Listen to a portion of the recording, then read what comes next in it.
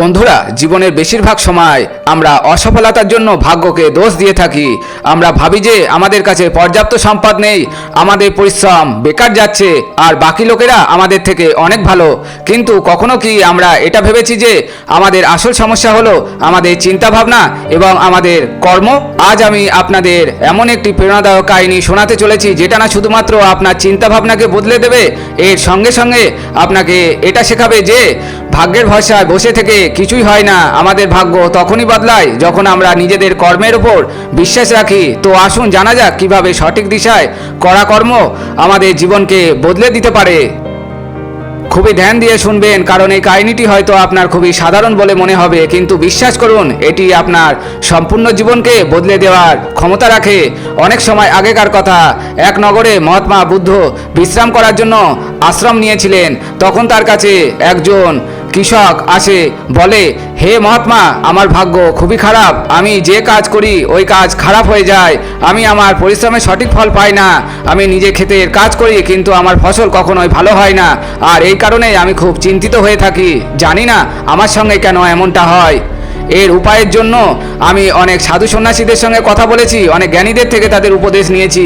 তারা যা কিছু বলেছেন আমি ওই সমস্ত কিছুই করেছি। আমি সমস্ত ধরনের পূজা পাঠ, এমনকি সমস্ত ধরনের কর্ম করে দেখে নিয়েছি, কিন্তু তবুও আমি এর কোনো সমাধান পাইনি। যেখানে আমার গ্রামের অন্যান্য লোকেদের ফসল খুবই ভালো হয়, যেখানে তারা নিজেদের ক্ষেতের মধ্যে এত পরিশ্রম করে না, কিন্তু তবুও তাদের ফসল সব সময় ভালো হয়। আমি শুনেছি যে আপনি সবার সমস্যার সমাধান করে দেন। এই জন্যই আমি আজ আপনার কাছে এসেছি। আপনি কি আমার সমস্যার সমাধান করতে পারবেন? হে প্রভু, আপনি কি আমার ভাগ্য বদলাতে পারবেন? ওই কৃষকের এই সমস্ত কথা শুনে মহাত্মা বুদ্ধ একটু হাসেন। এরপর ওই কৃষককে বলেন, হে কৃষক, তোমার ভাগ্য তো আগের থেকেই ভালো, সব কিছুই তো তোমার কাছে আছে, তাহলে তুমি এমন কেন বলছো যে তোমার ভাগ্য ভালো নয়? তখন ওই কৃষক মহাত্মা বুদ্ধর এই কথার জবাব দিয়ে বলে, হে প্রভু, আমার কাছে কি আছে? আমার ভাগ্য তো খুবই খারাপ। আমি যে কাজের মধ্যে হাত দিই ওই কাজটা খারাপ হয়ে যায়। আমি চাওয়া সত্ত্বেও ক্ষেতের মধ্যে ভালো ফসল উৎপাদন করতে পারি না, যেখানে আমার গ্রামের অন্যান্য লোকেদের অনেক ভালো ফসল উৎপাদন করে নেয়, আর তারা আমার মতো পরিশ্রমও করে না। তাহলে এই অবস্থায় আমার ভাগ্যকে কি ভালো বলা যায়?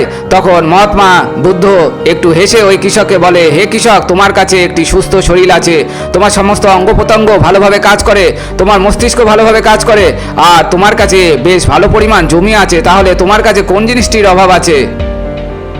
যদি এইভাবে দেখা হয় তাহলে তোমার ভাগ্য তো অনেক ভালো। তখন ওই কৃষক মহাত্মা বুদ্ধকে বলে, হে তথাগত, আমার সমস্যা এটা নয়, আমার সমস্যা এটা যে কাজের মধ্যে আমি হাত দিই ওই কাজ কেন বিগড়ে যায়। বাকি থাকলো শরীর সুস্থ, মস্তিষ্ক সুস্থ, শরীর সেটা তো সবার কাছেই আছে। আমার সমস্ত গ্রামবাসীরা সম্পূর্ণ সুস্থ, আর তাদের কাছে ভালো পরিমাণ জমি আছে, আর তাদের ভালো ফসল উৎপাদন হয়, এই কারণে তারা সবসময় সুখে থাকে। কিন্তু আমার ক্ষেতের মধ্যে তো ভালো ফসল কখনোই হয় না, প্রত্যেক বছর আমাকে অনেক বেশি ক্ষতির মুখোমুখি হতে হয়। আপনি কি আমাকে এর উপায় বলতে পারবেন? এমন কি কোনো মন্ত্র আছে, এমন কি কোনো পদ্ধতি আছে যাতে করে আমার ভাগ্য আবার একবার চমকে উঠবে? তখন মহাত্মা বুদ্ধ ওই কৃষককে বলেন, ঠিক আছে, যদি তুমি কোনো উপায় চাও কিংবা যদি কোনো মন্ত্র চাও তাহলে সেটা আমি তোমাকে অবশ্যই দেব, কিন্তু তার আগে তুমি আমাকে এটা বলো, তুমি কি জানো যে তোমার ক্ষেতের মধ্যে গুপ্তধন আছে?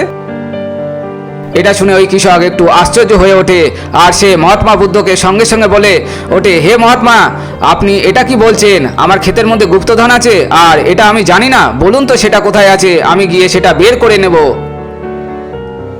তখন মহাত্মা বুদ্ধ ওই কৃষককে বলে, হে কৃষক, ওই গুপ্তধন তুমি এত সহজে পাবে না। এর জন্য তোমাকে আমার একটি কাজ করতে হবে। আমি তোমাকে যেমনটা বলবো ঠিক তেমনটাই করতে হবে, তবে গিয়ে তুমি গুপ্তধন অবশ্যই পাবে। ওই কৃষক মহাত্মা বুদ্ধের সমস্ত কথা শুনে এরপর ওই কৃষক মহাত্মা বুদ্ধকে বলে, হে প্রভু, আমাকে কি করতে হবে? আপনি যেমনটা বলবেন আমি ঠিক তেমনটাই করার জন্য তৈরি, কিন্তু আমাকে বলুন যে আমার ক্ষেতের মধ্যে গুপ্তধন কোথায় আছে। তখন মহাত্মা বুদ্ধ কৃষককে বলে, হে পুত্র, নিজের ক্ষেতের মধ্যে যাও, আর ক্ষেতের মধ্যে থেকে খুঁড়ে তোমার ক্ষেতের এক ঝুড়ি মাটি আমার কাছে নিয়ে এসো। ওই কৃষক সঙ্গে সঙ্গে মহাত্মা বুদ্ধের এই কথা মেনে নেয়। সে দৌড়ে দৌড়ে নিজের ক্ষেতের মধ্যে যায় এবং ঝুড়ি করে এক ঝুড়ি মাটি ভরে আবার বুদ্ধের কাছে ফিরে আসে। ওই মাটি দেখার পর মহাত্মা বুদ্ধ ওই কৃষককে বলে, ঠিক আছে, এখন আমার কথা খুবই ধ্যান দিয়ে শোনো। আজ থেকে 1 মাস পর নিজের ক্ষেতের মধ্যে খুঁড়বে, আর যখন তুমি সম্পূর্ণ ক্ষেত খুঁড়ে ফেলবে তখন তুমি তার মধ্যে থেকে 1 ঝুড়ি মাটি আবার আমার কাছে নিয়ে আসবে। মহাত্মা বুদ্ধের মুখ থেকে এই কথা শুনে ওই কৃষক কিছুক্ষণের জন্য খুবই চিন্তায় পড়ে যায়। সে এটা ভাবতে থাকে যে যখন গুপ্তধন আমার ক্ষেতের মধ্যেই পোতা আছে, তাহলে মহাত্মা বুদ্ধ আমাকে সোজাসুজি বলছেন না কেন সেটা কোথায় আছে। কিছুক্ষণ চিন্তা ভাবনা করার পর সে অবশেষে এই কথাটি জিজ্ঞাসা করে ফেলে। ওই কৃষক মহাত্মা বুদ্ধকে বলে, হে প্রভু, যদি গুপ্তধন আমার ক্ষেতের মধ্যে আছে তাহলে আপনি আমাকে বলে দিচ্ছেন না কেন সেটা কোথায় আছে? আমি সেটা এখনই গিয়ে বের করে নিচ্ছি, আমাকে কেন 1 মাস অপেক্ষা করতে হবে? তখন মহাত্মা বুদ্ধ খুবই শান্ত স্বরে ওই কৃষককে বলে, হে পুত্র, সমস্ত কর্মের একটি সঠিক সময় থাকে, আর যদি ওই কর্ম যদি উচিত সময় করা হয় তাহলে সেটা আমাদের উচিত এবং শুভ ফল দেয়।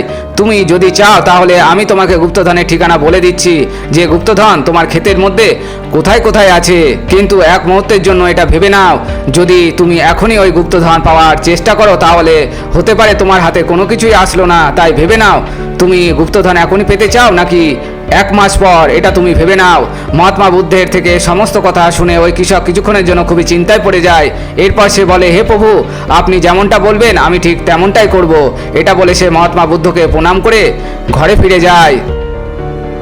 সে যেমন তেমন করে নিজের মনকে মানিয়ে তো নেয়, নিজের ইচ্ছাকে দাবিয়ে তো নেয়, কিন্তু এখন তার মন খুবই উতালা ছিল। সে গুপ্তধনকে তাড়াতাড়ি পেতে চাইছিল। রাতে তার গুপ্তধনের স্বপ্ন আসতে থাকে। সে সারাদিন শুধুমাত্র ওই গুপ্তধনের ব্যাপারে ভাবতে থাকে। যখন সে ক্ষেতের মধ্যে যায় তখন সে একধারে বসে থেকে ওই গুপ্তধনের ব্যাপারে ভাবতে থাকে। সারাদিন সবসময় তার মনের মধ্যে শুধুমাত্র ওই গুপ্তধনের বিচার চলতে থাকে। সে গুপ্তধনকে নিয়ে ভাবতেই থাকে। সে ভাবতে থাকে যে যখন আমি গুপ্তধন পেয়ে যাব তখন আমি এই নগরের সবথেকে ধনী ব্যক্তি হয়ে উঠব, আমার কাছে সমস্ত সুবিধা থাকবে, আর আমি নিজের জীবন খুবই আনন্দে কাটাবো, আমার কোনো জিনিসের কোনো অভাব থাকবে না। দেখতে দেখতে ওই 1 মাস তার প্রায় কেটে যায়। এরপর ওই কৃষক নিজের ক্ষেতের মধ্যে যায় এবং নিজের ক্ষেত থেকে 1 ঝুড়ি মাটি তুলে নিয়ে এসে সে মহাত্মা বুদ্ধের কাছে পৌঁছায়। এরপর সে বুদ্ধকে বলে, হে প্রভু, এই নিন 1 ঝুড়ি মাটি, যেটা আমি নিজের ক্ষেত থেকে নিয়ে এসেছি। এখন বলুন তো গুপ্তধন কোথায় আছে? তখন মহাত্মা বুদ্ধ ওই কৃষককে বলে, তুমি কি নিজের সম্পূর্ণ ক্ষেত খুঁড়ে ফেলেছো? তখন ওই কৃষক বলে, না প্রভু, আপনি বলেছিলেন আপনার শুধুমাত্র 1 ঝুড়ি মাটি চাই, তাই এই জন্য আমি শুধুমাত্র 1 ঝুড়ি মাটি খুঁড়ে নিয়ে এসেছি। তাহলে এর জন্য সম্পূর্ণ ক্ষেত কেন খুঁড়তে যাব? আপনি শুধুমাত্র আমাকে এটা বলুন যে ওই গুপ্তধন আমার ক্ষেতের মধ্যে কোথায় পোতা আছে, আমি গিয়ে সেখানেই খুঁড়বো আর ওই গুপ্তধন বের করে নেব। তখন মহাত্মা বুদ্ধ ওই কৃষককে বলে, হে পুত্র, এই গুপ্তধন তুমি নিজের সম্পূর্ণ ক্ষেত খোঁড়ার পরেই পাবে। যদি তুমি নিজের সম্পূর্ণ ক্ষেত না খোঁড়ো তাহলে কখনোই ওই গুপ্তধন বাইরে আসবে না। এখন ভেবে নাও তুমি কি করবে। তখন ওই কৃষক আবার কিছুক্ষণের জন্য চিন্তায় পড়ে যায়। এরপর সে এটা ঠিক করে যে সে গিয়ে নিজের ক্ষেত খোঁড়া শুরু করবে। এর জন্য সে মহাত্মা বুদ্ধকে প্রণাম করে আবার ঘরে ফিরে যায়। পরের দিন সে নিজের সম্পূর্ণ ক্ষেত খুঁড়ে 1 ঝুড়ি মাটি ভরে মহাত্মা বুদ্ধের সামনে গিয়ে হাজির হয়। তখন মহাত্মা বলেন, হে কৃষক, এখনও তোমার ক্ষেত ভালোভাবে খোঁড়া হয়নি, আবার একবার চেষ্টা করো, আবার একবার নিজের ক্ষেতের মধ্যে হাল চালাও। তখন ওই কৃষক মহাত্মা বুদ্ধকে বলে, হে প্রভু, আমার কাছে হাল নেই, আমি নিজের ক্ষেত নিজেই খুঁড়ি। তখন বুদ্ধ বলেন, কোনো ব্যাপার নয়, আবার একবার পরিশ্রম করো, আর এই পরিশ্রমের ফল তুমি অবশ্যই পাবে। ওই কৃষক মহাত্মা বুদ্ধের কথা মেনে নেয়, আর সে আবার একবার নিজের ক্ষেতের মধ্যে পরিশ্রম করে, আবার একবার সে নিজের ক্ষেতের মধ্যে খোঁড়ে আর 1 ঝুড়ি মাটি ভর্তি করে মহাত্মা বুদ্ধের কাছে এসে হাজির হয়। মাটি দেখে মহাত্মা বুদ্ধ ওই কৃষককে বলেন, হ্যাঁ, এখন ঠিক আছে, কিন্তু তোমাকে এখনও আমার একটি কাজ করতে হবে। এটা বলে মহাত্মা বুদ্ধ ওই কৃষককে বলেন, যাও এখন ওই ক্ষেতের মধ্যে ফসলের বীজ ছড়াও, যে ফসল তুমি উৎপাদন করতে চাও। তখন ওই কৃষক একটু হতভম্ব হয়ে মহাত্মা বুদ্ধকে বলে, হে প্রভু, আপনি তো গুপ্তধনের কথা বলেছিলেন, তাহলে মাঝখানে ওই ফসলের কথা কোথা থেকে চলে এলো? তখন মহাত্মা বুদ্ধ ওই কৃষককে বলেন, হে কৃষক, যদি তুমি গুপ্তধন চাও তাহলে তোমার ক্ষেতের মধ্যে বীজ ছড়াতেই হবে। তখন কৃষক বলে, আপনি যেমনটা বলবেন আমি ঠিক তেমনটা করার জন্যই তৈরি, কিন্তু যদি আমি এখন বীজ কিনতে যাই তাহলে অনেক বেশি দাম পড়ে যাবে, আর এখন আমার কাছে এত অর্থ নেই। যদি আমি কিছুদিন পরে নিতে যাই তাহলে হয়তো আমি সেটা সস্তায় পেতে পারি। তখন মহাত্মা বুদ্ধ ওই কৃষককে বলে, আমি তোমাকে আগেই বলেছিলাম, যদি আমরা কোনো কাজকে সঠিক সময়ে করি তাহলে আমরা উচিত ফল পাবো, কিন্তু যদি ওই কাজটি সঠিক সময় না হয় তাহলে আমরা তার ফল পাবো না। এই জন্য আজই যাও আর নিজের ক্ষেতের মধ্যে বীজ ছড়াও। ওই কৃষক মহাত্মা বুদ্ধের কথা মেনে নেয়, সেই মতো বুদ্ধকে প্রণাম করে বীজ নিতে বাজারে চলে যায়। বীজ নিয়ে এসে সে নিজে ক্ষেতের মধ্যে ছড়িয়ে দেয়। এরপর সে আবার মহাত্মা বুদ্ধের কাছে পৌঁছায় আর বলে, হে প্রভু, আপনি যেমনটা বলেছিলেন আমি ঠিক তেমনটাই করেছি। এখন আপনি আমাকে বলুন যে আমার ক্ষেতের মধ্যে গুপ্তধন কোথায় আছে সেটা আমাকে তাড়াতাড়ি বলুন। তখন মহাত্মা বুদ্ধ একটু হাসেন এবং ওই কৃষককে বলেন, হে কৃষক, এখন তোমাকে আমার একটি কাজ করতে হবে, এরপর ওই গুপ্তধন তুমি নিজেই দেখতে পাবে। ওই কৃষক সঙ্গে সঙ্গে মহাত্মা বুদ্ধকে বলে, হে প্রভু, বলুন কি কাজ যেটা আমাকে করতে হবে। তখন মহাত্মা বুদ্ধ বলে, যে বীজ তুমি ক্ষেতের মধ্যে বপন করেছো এখন থেকে তোমাকে তার দেখাশোনা করতে হবে, ভালোভাবে সার জল দিতে হবে, আর দেখবে যেন ওই বীজ কোনোভাবে খারাপ না হয়ে পড়ে, যেন সেইগুলো ভালো থাকে, কোনো পোকামাকড় যেন না লাগে। বীজগুলো যদি খারাপ হয় তাহলে তুমি ওই গুপ্তধন পাবে না। আর যদি তোমার সমস্ত বীজ অঙ্কুরিত হয়ে যায় তাহলে ওই গুপ্তধন তুমি অবশ্যই দেখতে পাবে, আর তখন তোমাকে আমার কাছে আসার কোনো দরকার পড়বে না। ওই কৃষক মহাত্মা বুদ্ধের সমস্ত কথা মেনে নেয়। এরপর সে মহাত্মা বুদ্ধকে প্রণাম করে ঘরে ফিরে যায়। এখন থেকে এসে নিজের ক্ষেতকে ভালোভাবে দেখাশোনা করতে থাকে। ওই কৃষক নিজে ক্ষেতের উপরে ভালোভাবে ধ্যান দেয়, কিন্তু এখনও তার স্বপ্নের মধ্যে শুধুমাত্র এই গুপ্তধন ভেসে উঠতে থাকে। আর সে মনে মনে ভাবতে থাকে শুধুমাত্র একবার যেন এই ফসল সম্পূর্ণভাবে ভালো হয়ে থাকে, তাহলেই এই গুপ্তধন আমি পেয়ে যাব। এই চিন্তাভাবনার সঙ্গে সে ওই ফসলের দিনরাত দেখাশোনার কাজে লেগে থাকে। সে নিজের ফসলের ওপরে কোনো রকমের বিপদ আসতে দেয় না। দেখতে দেখতে ওই দিন চলে আসে যখন তার ক্ষেতের মধ্যে ছড়ানো সমস্ত বীজ অঙ্কুরিত হয়ে ওঠে। তখন ওই মহাত্মা বুদ্ধের কথা তার মনে পড়ে। মহাত্মা বুদ্ধ বলেছিলেন, যখন তোমার ফসল তৈরি হয়ে উঠবে তখন তুমি নিজের গুপ্তধন পেয়ে যাবে নিজেই। এই কথাটি মনে পড়তেই ওই কৃষকের চোখ দিয়ে জল ঝরে পড়ে। যে গুপ্তধন তার ক্ষেতের মধ্যে ছিল সেটা এখন ওপরে উঠে এসেছিল। তার মতো ফসল তার গ্রামে আর কারোরই হয়নি। এখন তার ফসলের মাধ্যমে তার সমস্ত ঋণ শোধ হয়ে পড়বে। সমস্ত গ্রামবাসীরা তার ওই পরিশ্রমকে দেখে খুবই খুশি হয়ে ওঠে আর ওই কৃষকের প্রশংসা করতে থাকে। ঠিক তখনই ওই কৃষকের মহাত্মা বুদ্ধের কথা মনে পড়ে আর সে নিজেকে তার সামনে উপস্থিত হওয়া থেকে বাধা দিতে পারে না। সঙ্গে সঙ্গে মহাত্মা বুদ্ধের চরণে গিয়ে লুটিয়ে পড়ে আর তাকে বলতে থাকে, হে প্রভু, আপনি যে গুপ্তধনের কথা আমাকে বলেছিলেন ওই গুপ্তধন আমি পেয়ে গেছি, কিন্তু আমি এটা বুঝতে পারিনি যে এই গুপ্তধন আমি কেন আগে পাইনি। তখন মহাত্মা বুদ্ধ বলে, হে পুত্র, সবসময় ভাগ্যে দোষ দেওয়াটা ঠিক নয়। আগে তুমি নিজের ভাগ্যকে ঠিক করার পেছনে লেগেছিলে, কিন্তু তুমি এটা ভুলে গিয়েছিলে যে তোমার ভাগ্য তো আগের থেকেই ভালো ছিল। তুমি শুধুমাত্র সঠিক কর্ম করতে পারছিলে না।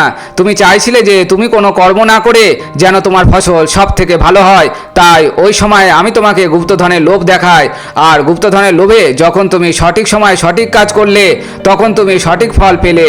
আর যেটা তোমার কাছে সব থেকে ভালো জিনিস, তোমার কাছে আসল গুপ্তধন, সেটা হলো তোমার নিজের শরীর। এই শরীরের মাধ্যমে আমরা এই দুনিয়ায় যা চাই সেটাই পেতে পারি, কিন্তু যারা ভাগ্যের জন্য কাঁদতে থাকে, এমনকি তাদের নিজেদের কর্মের ওপরে বিশ্বাস নেই, তাহলে এই ধরনের মানুষ কিভাবে নিজের লক্ষ্যে পৌঁছাতে পারে? তখন ওই কৃষক মহাত্মা বুদ্ধকে প্রশ্ন করে বলে, হে মহাত্মা, তাহলে কি ভাগ্য বলে কোনো জিনিস নেই? মহাত্মা বুদ্ধ একটু হেসে বলে, ভাগ্য কি? ভাগ্য হলো আমাদের সৎকর্ম। এই সৎকর্মই আমাদের শক্তি প্রদান করে যাতে আমরা সঠিক বিষয়ে কাজ করতে পারি, আর এই কর্মের মাধ্যমে আমরা নিজেদের জীবনের লক্ষ্যকে প্রাপ্ত করতে পারি। মহাত্মা বুদ্ধের মুখ থেকে এই উপদেশ শুনে ওই কৃষক তার চরণে লুটিয়ে পড়ে আর সে বলতে থাকে, হে প্রভু, আমি আজ বুঝতে পেরেছি যে আমার ভাগ্য খারাপ ছিল না, খারাপ ছিল আমার কর্ম। কিন্তু আমি আপনাকে কথা দিচ্ছি যে আজ থেকে আমি নিজের ভাগ্যকে দোষারোপ কখনোই করব না, খারাপ বলবো না, নিজের কর্মকে শোধরাবো আর সমস্ত কর্ম সঠিক সময়ে করব। এটা বলে ওই কৃষক মহাত্মা বুদ্ধকে প্রণাম করে নিজের ঘরে ফিরে যায়। বন্ধুরা, আমাদের মধ্যে বেশিরভাগ মানুষ এমনটাই করে থাকি। আমরা কখনোই নিজেদের কর্মের উপরে ধ্যান দিই না। আমরা এটা ভাবি না যে আমাদের নিজেদের লক্ষ্যকে অর্জন করার জন্য যে কর্ম করা উচিত ওই কর্ম করছি কিনা, তার মধ্যে কোনো অভাব থেকে যায়নি তো? আর যদি তার মধ্যে কোনো অভাব ছিল তাহলে ওই অভাবকে পূরণ করে লক্ষ্যকে কি অর্জন করা যেত? আর এই সমস্ত কিছু আমরা তখনই বুঝতে পারবো যখন আমরা নিজেদের ভাগ্যকে দোষ দেওয়া বন্ধ করে দেব। তো বন্ধুরা, যদি এই ভিডিওটি সত্যি শিক্ষামূলক বলে মনে হয় তাহলে অবশ্যই লাইক ও শেয়ার করে দিন। আর যদি এই ধরনের শিক্ষামূলক ভিডিও পেতে চান তাহলে আমাদের এই চ্যানেলটিকে অবশ্যই সাবস্ক্রাইব করে নিন। ধন্যবাদ। আবার দেখা হবে পরবর্তী নেক্সট কোনো ভিডিওতে। ততক্ষণের জন্য বিদায়।